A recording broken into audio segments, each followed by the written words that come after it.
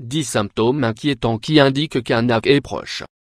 L'accident vasculaire cérébral, AVC, a lieu suite à une irrigation sanguine insuffisante du cerveau, ce qui entraîne un manque d'oxygénation au niveau des zones cérébrales.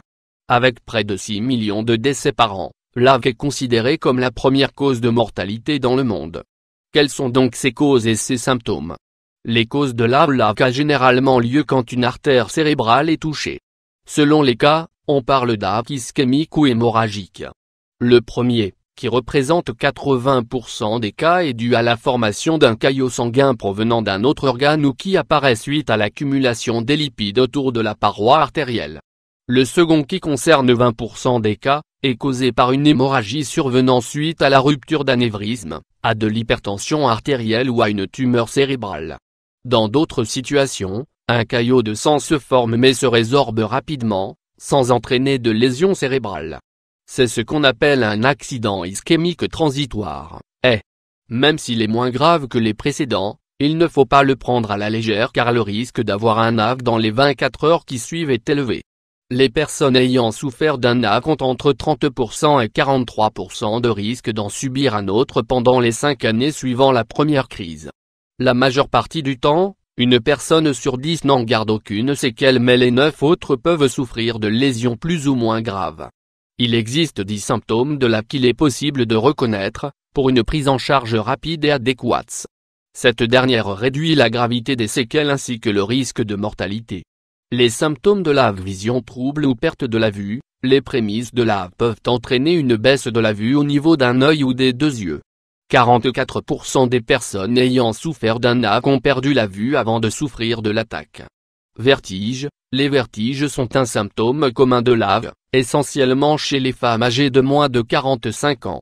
Pour celles qui souffrent de forts vertiges de manière soudaine et durable, il faut faire appel à un médecin rapidement. Troubles de la parole. Certaines personnes commencent par perdre la notion du temps et ont du mal à parler et à s'exprimer correctement. Elles ont des difficultés à tenir une conversation et sont plongées dans la confusion la plus totale. Perte de l'équilibre. Un sentiment soudain de faiblesse et de perte de tonus au niveau des jambes et des bras peuvent être des signes d'AVC. Cela peut entraîner une perte de connaissance ou une paralysie. Pour faire le test, levez les bras avec les paumes vers le haut et essayez de les faire tenir 10 secondes.